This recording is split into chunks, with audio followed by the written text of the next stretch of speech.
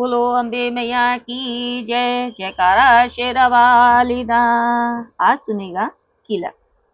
ओम इस श्री कीलक मंत्र का शिव ऋषि अनुष्टुप छंद श्री महासरस्वती देवता है।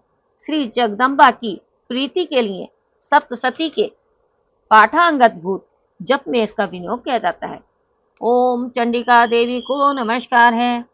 मार्कंडे जी कहते हैं, विशुद्ध ज्ञान ही जिनका शरीर है, तीनों वेद ही जिनके 3 दिव्य नेत्र हैं, जो कल्याण प्राप्ति के हेतु तथा अपने मस्तक पर अर्धचंद्र का मुकुट धारण करते हैं, उन भगवान शिव को नमस्कार है। मंत्रों का जो अभिकीलक है, अर्थात मंत्रों की सिद्धि में विघ्न उपस्थित करने वाले शाप रूपी कीलक का जो निवारण करने वाला है, उस सप्तशती स्रोत को संपूर्ण रूप से जानना चाहिए और जानकर उसकी उपासना करनी चाहिए। यद्यपि सप्तशती के अतिरिक्त अन्य मंत्रों के जप में भी जो निरंतर लगा रहता है, वह भी कल्याण का भागी होता है। उसके भी उच्चाटन आदि कर्म सिद्ध होते हैं तथा उससे भी समस्त दुर्लभ वस्तुओं की प्राप्ति हो जाती है।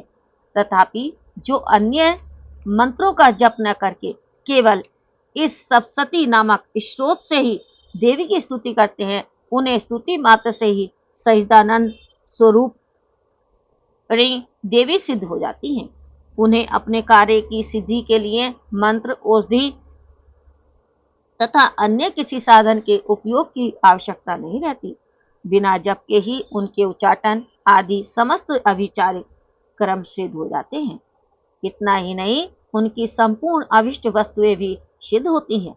लोगों के मन में यह शंका थी कि जब केवल सप्तशती की उपासना से अथवा सप्तशती को छोड़कर अन्य मंत्रों की उपासना से समान रूप से सब कार्य सिद्ध होते हैं, तब इनमें श्रेष्ठ कौन सा साधन है।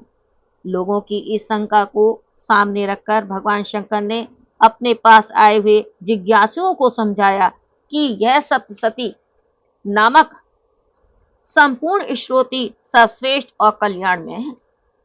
तदनंतर भगवती चंडिका के सप्तशती नामक स्रोत को महादेव जी ने गुप्त कर दिया। सप्तशती के पाठ से जो पुण्य प्राप्त होता है, उसकी कभी समाप्ति नहीं होती, किंतु अन्य मंत्रों के जप जन्य पुण्य की समाप्ति हो जाती है।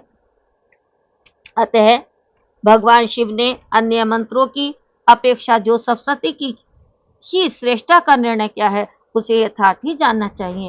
अन्य मंत्रों का जप करने वाला पुरुष भी यदि सप्तशती के स्रोत और जप का अनुष्ठान कर ले, तो वह भी पूर्ण रूप से ही कल्याण का भागी होता है।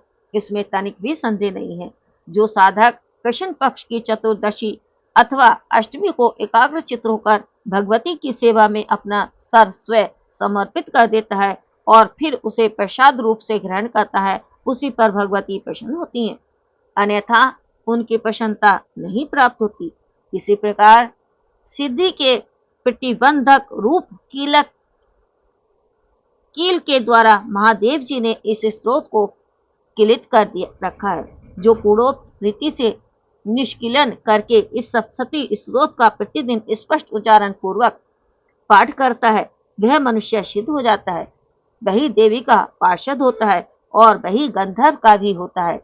सर्वत्र विचरते रहने पर भी इस संसार में उसे कहीं भी भय नहीं होता। वह अब मृत्यु के वश में भी नहीं पड़ता तथा देह त्यागने के अनंतर मोक्ष प्राप्त कर लेता है। अतः कीलन को जानकर उसका परिहार करके ही सप्तशती का पाठ आरंभ करें। जो ऐसा नहीं करता, उसका नाश हो जाता है। इसीलिए कीलक और निष्कीलन का ज्ञान प्राप्त करने पर ही यह स्रोत निर्दोष होता है और विद्वान पुरुष इस निर्दोष स्रोत का ही पाठ आरंभ करते हैं। स्त्रियों में जो कुछ भी सौभाग्य आदि दृष्टिगोचर होता है, वह सब देवी के प्रसाद का ही फल है। अतः इस कल्याण में स्रोत का सदा जप करना चाहिए। इस स्रोत का मंद स्वर से पाठ करने पर स्वर अल्प फल की प्राप्ति होती है, और उच्च स्वर से पाठ करने पर पूर्ण फल की सिद्धि होती है। अतः उस स्वर से ही इसका पाठ आरंभ करना चाहिए। जिनके प्रसाद से ऐश्वर्य, सौभाग्य, आरोग्य, संपत्ति, शत्रुनाश तथा परम मोक्ष की भी सिद्धि होती है, उस कल्याणमयी जगदम्बा की स्तुति मनुष्य क्यों नहीं करते। बोलो अम्बे महारानी की जय। जयकारा शेरा वाली दा, बोल साचे दरबार की जय।